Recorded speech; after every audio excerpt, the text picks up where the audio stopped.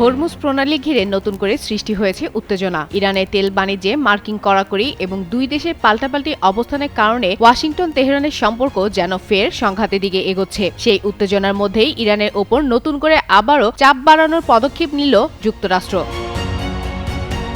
সুস্থ জীবন, সুন্দর পৃথিবী।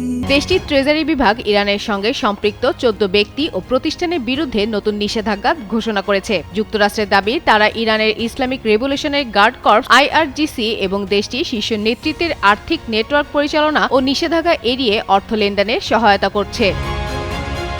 মার্কিন ট্রেজারি বিভাগ ফরেন অ্যাসেট কন্ট্রোল দপ্তর OFAC জানিয়েছে, হরমুজ প্রণালীতে আন্তর্জাতিক নৌ চলাচলের উপর ইরানের নতুন হামলার পর এই পদক্ষেপ নেওয়া হয়েছে। ওয়াশিংটনের ভাষ্যমতে, এসব ব্যক্তি ও প্রতিষ্ঠানের মাধ্যমে সেল কোম্পানি ব্যবহার করে বিভিন্ন দেশে অর্থ স্থানান্তর ও নিষেধাজ্ঞাভুক্ত ইরানি ব্যাংকের লেনদেন গোপন করা হতো। এই নিষেধাজ্ঞার তালিকায় রয়েছে আলী আনসারি। যুক্তরাষ্ট্রের অভিযোগ, তিনি ইরানের বর্তমান সর্বোচ্চ নেতা মোস্তফা খামেনি ও দেশের শাসক গোষ্ঠীর আর্থিক সম্পদ পরিচালনার একটি বৈশ্বিক নেটওয়ার্ক তদারকি করতেন। ইউরোপ ও মধ্যপ্রাচ্যে রিয়েল এস্টেট এবং বিভিন্ন ব্যবসায় বিপুল অর্থ সরিয়ে নেওয়ার অভিযোগও রয়েছে তার বিরুদ্ধে। পাশাপাশি বিলুপ্ত আয়ানদেহ ব্যাংকের মাধ্যমে কয়েকশো কোটি ডলার আত্মসাতের অভিযোগও এনেছে ওয়াশিংটন। এছাড়া ইরানের 3টি মানি এক্সচেঞ্জ প্রতিষ্ঠান, তাদের শীর্ষ কর্মকর্তা এবং হংকং ও সংযুক্ত আরব আমিরাত ভিত্তিক কয়েকটি কোম্পানিও নিষেধাজ্ঞার আওতায় আনা হয়েছে। যুক্তরাষ্ট্রের দাবি, এসব প্রতিষ্ঠান ইরানের উপর আরোপিত আন্তর্জাতিক নিষেধাজ্ঞা এড়িয়ে অর্থ লেনদেনে সহায়তা করত।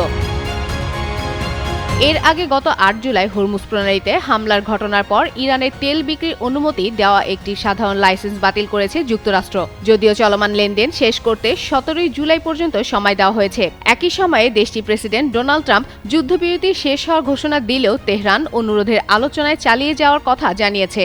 ফলে কূটনৈতিক যোগাযোগ অব্যাহত থাকলেও দুই দেশের সম্পর্ক আবারও নতুন করে উত্তেজনার মুখে পড়েছে। ফাতেমা ফাতেহ জান, যুগান্তর নিউজ।